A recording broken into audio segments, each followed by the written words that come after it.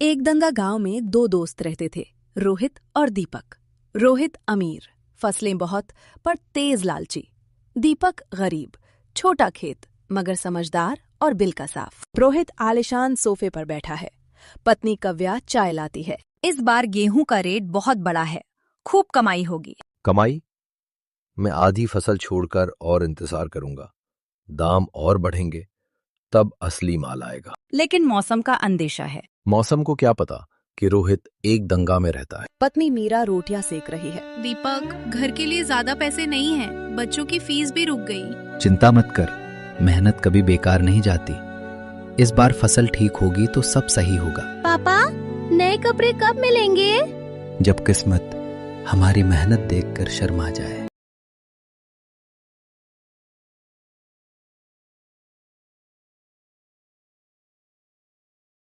रोहित, इस बार फसल अच्छी है, चल जल्दी बेच देते हैं। तू बेचकर 20,000 भी कमा ले तो बहुत।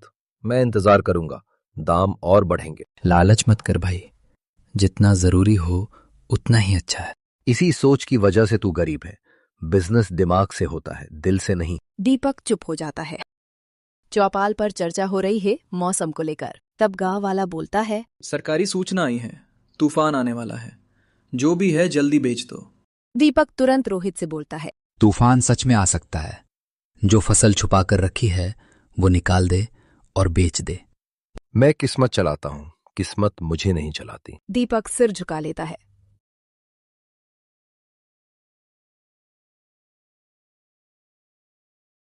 दीपक अकेले रात में कुछ सोच रहा है और अपने मन में बोलता है, भगवान रोहित की गलत सोच बदल दो, वरना नुकसान बड़ा हो जाएगा।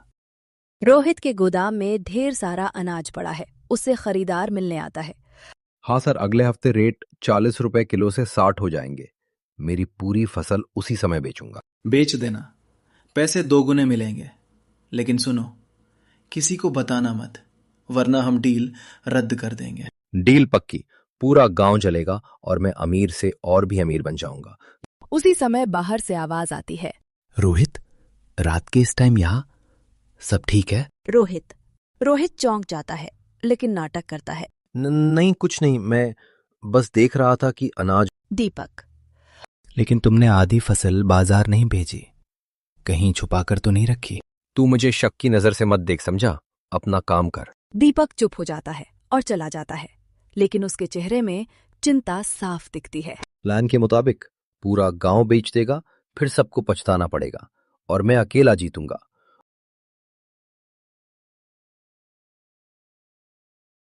सब कुछ बर्बाद होने के बाद रोते हुए, पैसे खत्म, गोदाम खत्म, कोई काम नहीं देता। रोहित, बच्चों का दूध तक नहीं बचा, हम क्या करें? मेरे लालच ने सब छीन लिया, मैंने सबको खो दिया। रोहित बहुत धीरे धीरे दीपक के घर आता है। दीपक, तू सही था। मैंने लालच किया और खुद को बर्बाद कर लिया। मेरे परिवार का क्या होगा? क्या मुझे माफ करेगा? दोस्ती गलती से नहीं टूटती, और अगर टूटे तो वो असली दोस्ती नहीं होती। आप लोग बैठकर बात करो, मैं खाना बनाती हूँ। हाँ, जल्दी बनाए, हमको भूख लगी है। दोनों दोस्त मिलकर मेहनत करते हैं।